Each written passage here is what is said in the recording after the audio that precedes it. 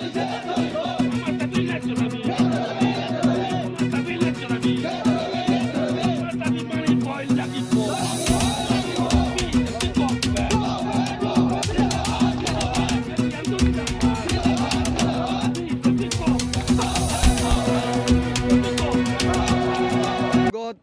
বিশেষ খবৰ পালোঁ যে খন্দিগড় গাঁৱৰ ৰুহুল আমিন যিজন শিক্ষক তেখেত ইতিমধ্যে TSI ভাটাত তেখেতে ভাটাৰ চলাই আছিল। তো আজি ঠিক ৰাতিপুৱাৰ ভাগত আমি খবৰ পালোঁ যে কোনোবা দুষ্কৃতিকাৰীয়ে ৰুহুল আমিন নামৰ ব্যক্তিজনক কোনোবাই মাৰি ইতিমধ্যে পেলাই থোৱা বুলি আমি খবৰ পালোঁ। খবৰ পাই আমি ততাতৈয়াকৈ আহি ইয়াতে আমাৰ ৰঙিয়া যেটো লতিবাৰী পথ ইতিমধ্যে আমি অৱৰোধ কৰিছোঁ। আমি প্ৰশাসনক দাবী উত্থাপন কৰিছোঁ যে কোন দুষ্কৃতিকাৰী ইয়াত লগত জড়িত আছে। ইতিমধ্যে ৰুহুল আমিন বোলা ব্যক্তিজনে জীৱন মৃত্যুৰ লগত আমাৰ নাৰায়ণন যিজন মেডিকেল আছে সেই মেডিকেলত জীৱন মৰণৰ লগত যুঁজি আছে। তেখেত ইতিমধ্যে ভেণ্টিলেটৰৰ পেচেণ্ট।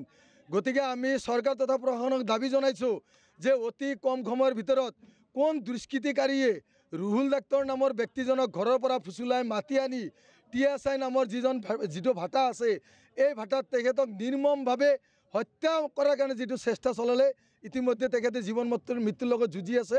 গতিকে আমি দাবী উত্থাপন কৰিছোঁ যে কম সময়ৰ ভিতৰত ৰুহুল ডাক্তৰক যিসকল ব্যক্তিয়ে আক্ৰমণ কৰিলে দুষ্কৃতিকাৰীয়ে তেখেতসকলক কম সময়ৰ ভিতৰত কৰায়ত্ব কৰিব লাগে। কৰায়ত্ব কৰি তেখেতসকলক জেল হাজতলৈ প্ৰেৰণ কৰিব লাগে।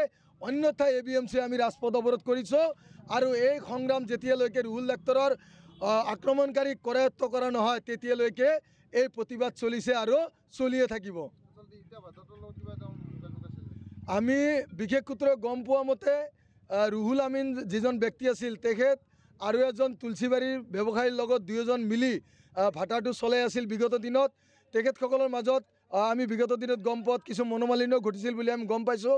কিন্তু আজি এই ঘটনা ঘটি যোৱা প্ৰায় 2 মাহ পিছত আজি হঠাৎ কেনেকৈ কোন দুষ্কৃতিকাৰীয়ে তেখেতক ঘৰৰ পৰা কেনেকৈ মাতি আনি TSI নামৰ এই ভাটাটোত কেনেকৈ তেখেতক হত্যা কৰাৰ কাৰণে চেষ্টা চলালে আমি প্ৰশাসনক দাবী জনাইছোঁ যে এইটো সম্পূৰ্ণভাৱে তদন্ত কৰিব লাগে। তদন্ত কৰি দোষীক কৰায়ত্ব কৰি উপযুক্ত শাস্তি বিহিব লাগে। এতিয়া আমি তেনেকুৱা ধৰণৰ কোনো সন্দেহ কৰিব পৰা নাই কোনজন ব্যক্তি মানে জড়িত হৈ আছে।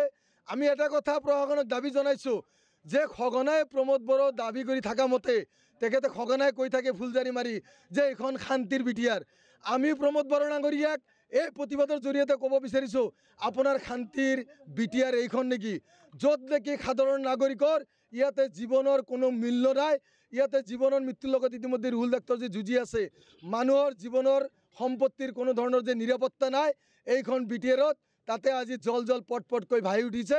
গতিকে আমি প্ৰশাসনক দাবী জনাইছোঁ যে অতি শীঘ্ৰে এই ৰুহুল আমিন বোলা ব্যক্তিজনক যিসকল দুষ্কৃতিয়ে মানে আক্ৰমণ কৰিলে জীৱনে মাৰাৰ প্ৰাণে মাৰাৰ কাৰণে চেষ্টা চলালে তেখেতসকলক কৰায়ত্ব কৰি উপযুক্ত শাস্তি বিহি জেল হাজতলৈ প্ৰেৰণ কৰিব লাগে।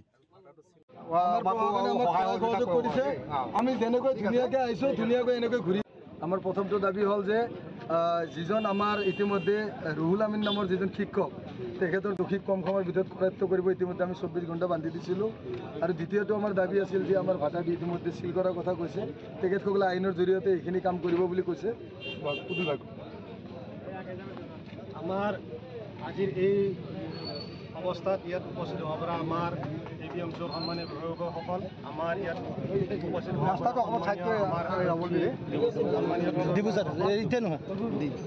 আমাৰ মই আৰক্ষী মহোদয়ৰ ওচৰত মানে এটা কথা ক'ব বিচাৰিছোঁ যে আমাৰ এই অঞ্চলত শান্তি সম্প্ৰীতিত আমি প্ৰত্যেকে বসবাস কৰোঁ। ইয়াত যাতে শান্তিটো বিঘ্নিত নহয় তাৰ কাৰণে প্ৰত্যেকে যাতে অলপ মানে সজাগ থাকে। আমি আমাৰ কথাটো স্পষ্ট আমি ABMC দাবী কৰিছোঁ 24 ঘণ্টাৰ ভিতৰত কৰায়ত্ব কৰিব লাগে।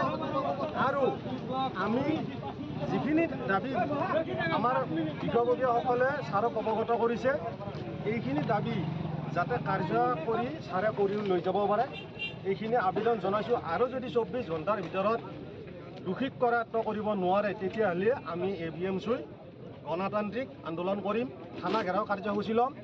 গতিকে আমি মহোদয়ক অনুৰোধ জনাইছোঁ যাতে 24 ঘণ্টাৰ ভিতৰত দোষীক কৰায়ত্ব কৰা হয়। আমি এইখিনি আবেদন আৰু আমাৰ ৰাইজৰ জ্ঞাতাৰ্থে মই এটা কথাই জনাওঁ যাতে কোনো ধৰণৰ ইয়াত যাতে অপ্ৰীতিকৰ পৰিস্থিতি নঘটে তাৰ কাৰণে লক্ষ্য ৰাখিব আৰু আমি আমাৰ ভিতৰত যদি কিবা এভিডেঞ্চ আছে ছাৰে যিহেতু কথাখিনি মানে এই সুৰেশ দিছে ছাৰে আমি তেখেতসকলক প্ৰশাসনক সহায় কৰিব লাগিব তেতিয়াই কামখিনি অলপ আগবাঢ়ি যাব গতিকে আমি ধন্যবাদ জ্ঞাপন কৰিছোঁ যিহেতু ইয়াত তেখেতসকলে আহিছে ৰাতিপুৱাৰ পৰা আহি যিখিনি কষ্ট কৰিছে আমি ধন্যবাদ জ্ঞাপন কৰিছোঁ এইখিনি ঠিক আছে আমাৰ